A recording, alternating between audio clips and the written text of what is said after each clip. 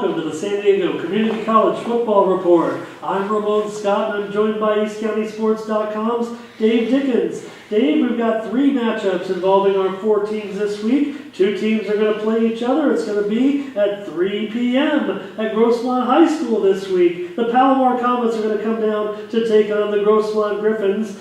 For the Comets, they looked good last week. They came up a little bit short against number 3 ranked Ventura, but a great game. Shea Morales and Malachi Russell were named co-offensive players of the week in the national division for their performance. Morales with 4 touchdown passes. 2 of them were to Russell. Morales, he started the season as the Comets' number 4 quarterback on the depth chart, but on Saturday he passed for 421 yards and 4 touchdowns. And Russell had 10 receptions for 161 yards and the 2 scores as the Comets nearly stunned Ventura. Grossmont's going to have their hands full with the Comets this week.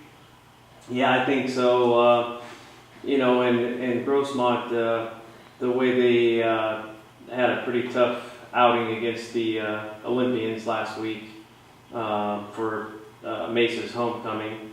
I think what Grossmont really to win this one, their defense plays well and creates turnovers. That'll be key. The other thing would be trying to defend that pass rush. The offensive line has been having trouble keeping those quarterbacks up, and I think that's also going to be key. Talking to Coach Jordan, I don't know if it's going to be Brady or if it's going to be Jake Siegfried who's going to start, or maybe they're going to split. We'll just have to see. He said he was going to evaluate film, and it would be probably a game time decision. Yeah, Brady came in for the Griffins, and they really weren't doing much on offense against the Olympians last week. It was a great performance by Mesa College on defense, and that doesn't bode that great for the Griffins because Palomar is playing, despite Ventura running up a little bit of numbers on them, the Palomar defense is playing pretty well right now, led by defensive lineman Isaac Tua and Martin Bonacci. I'll mention Grossmont's defense. They had some players stand out in the game last week against Mesa. Derek Sutherland had an interception and 49-yard return. And I think maybe a low score is what you're leaning to, but I don't know. I thought maybe it'd be closer to 60 points. But nonetheless, I'm going to take Palomar by a touchdown. Yeah, I think there won't be as many points being scored. It's definitely going to be a defensive battle. Whoever wins the turnover battle, that's who's going to win the contest.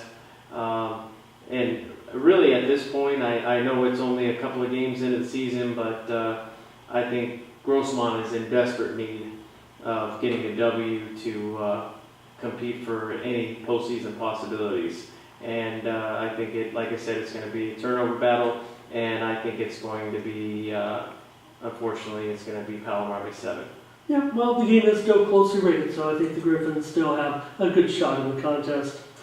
Well, the 11th ranked Southwestern Jaguars are going to travel to take on East LA. Southwestern played a great game last Saturday night at DeVore Stadium against the mighty Fullerton Hornets. It was 7-7 at halftime, and the Jaguars still had scoring chances when they were down just 17-7 and then 17-14. The game ended up 19-17, Dave. The Jaguars looked to slow down the high-powered Hornets, and they did just that. They kept the game within reach. The offense sputtered a bit. They lost a quarterback in the game, but they still had a chance to finish, and a long game that would have taken them into the red zone of the Hornets, called back due to a penalty. That might have swung the momentum late in the game in the Jaguars' favor. A thrilling game. It was the game of the year in San Diego County Community College football last Saturday.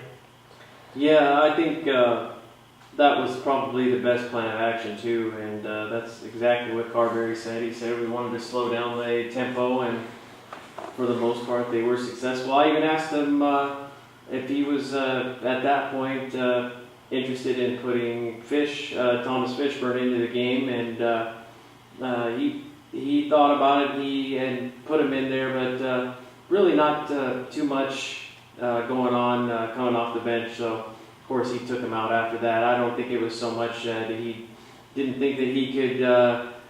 He's not the quarterback of choice to put in, but at that time it just that was a timing thing. I don't think he was ready to go in at that point. So it'll be interesting to see if he's still going to go with two quarterbacks. But from what I understand, he's going to try and, after talking to Carberry, that is, he's going to try and solidify who's going to be the starting quarterback now of the Southwestern College Jaguars. So I'm going to say with that defense, though, that has just been killer, I think that Southwestern will definitely they'll get the win, but it's going to be hard fought, and I think they'll win it by 7. Yeah, well, the defensive surprises that Southwestern had in store for Fullerton really kind of caught them off guard. Fullerton had its own backstory. They might have come in a little bit distracted and played right into the Jaguars' hands, but the Jaguars could only manage 119 yards of total offense against Fullerton's defense. But still, Marcus Hernandez kept him in the game, and DeAndre Daniels scored 2 touchdowns. Southwestern is getting healthy at quarterback this week, and they'll have Hayden Hazuga to throw targets to, and he had 6 catches in the game despite the limited offense. The Jaguars had so many different looks against that Fullerton squad last week. I just think they have too much for East LA, and I've got Southwestern by at least 3 touchdowns or more. Well, the San Diego Mesa Olympians are going to travel to take on Riverside City College, and as great of a start that the Olympians have had and this little run that they're on, especially with their star defense right now, this is going to be a very, very tough order. The Olympians had to stop at the hardware store on Monday to pick up a new trash can for their for all their turnovers that they had against the Griffins on Saturday. They were slam dunking that ball in there every single time. Reggie Prince returned a pick 6 for a touchdown, and Mesa had 5 takeaways. They held Grossmont to just 68 yards of total offense, Dave. Yeah, it definitely was lopsided.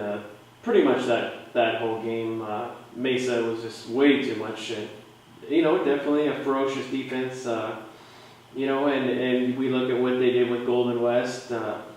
Really the only match for them was Southwestern, and we all know why with that defense that they have. But we got to also give credit to the offense of Mesa, and their second string quarterback, Jake Dunaway, has been just phenomenal. A couple of touchdown passes. Although I was standing right next to Coach Watkins, and Jake was actually going the wrong way. He was backpedaling, and there was an open receiver, but he was under duress and he didn't see him. But on a side note, that's just one of Coach Gary Watkins' pet peeves, and he let him know, and he was pretty vocal. I've had some ear issues on this side, but after that I definitely didn't.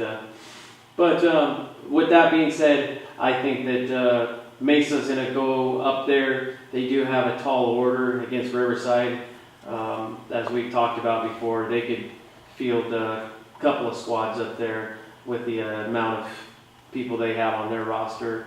This one's going to be a tough one.